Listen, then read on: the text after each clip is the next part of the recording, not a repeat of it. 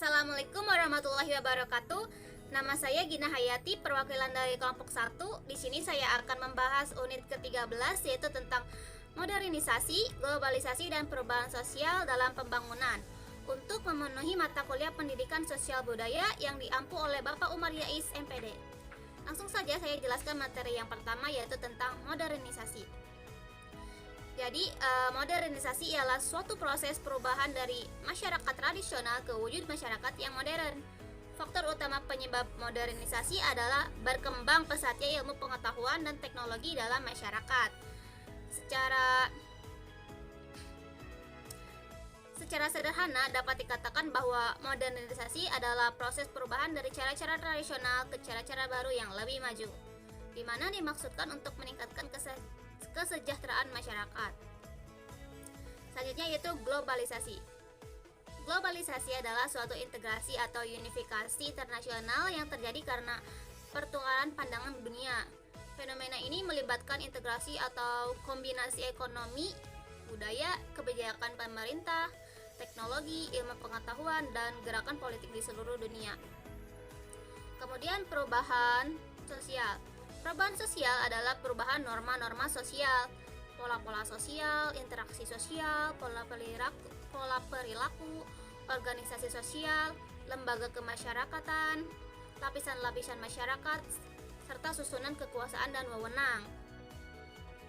Konsep ini memperkenalkan pembangunan sosial sebagai suatu proses perubahan sosial terencana yang dirancang untuk meningkatkan taraf hidup masyarakat, di mana pembangunan dilakukan saling melengkapi proses pembangunan ekonomi. Perubahan sosial dapat berlangsung dalam kurun waktu cepat atau perlahan-lahan. Perubahan dalam masyarakat pada prinsipnya merupakan suatu proses yang terus-menerus. Artinya setiap masyarakat pada kenyataannya akan mengalami perubahan. Edi Soeharto mengatakan pembangunan sosial yaitu sebagai pendekatan pembangunan yang bertujuan meningkatkan kualitas kehidupan manusia secara paripurna, yakni memenuhi kebutuhan manusia yang terentam mulai dari kebutuhan fisik sampai sosial. Secara konseptual, pembangunan sosial lebih berorientasi pada prinsip keadilan sosial ketimbang pertumbuhan ekonomi. Tetapi pada kenyataannya,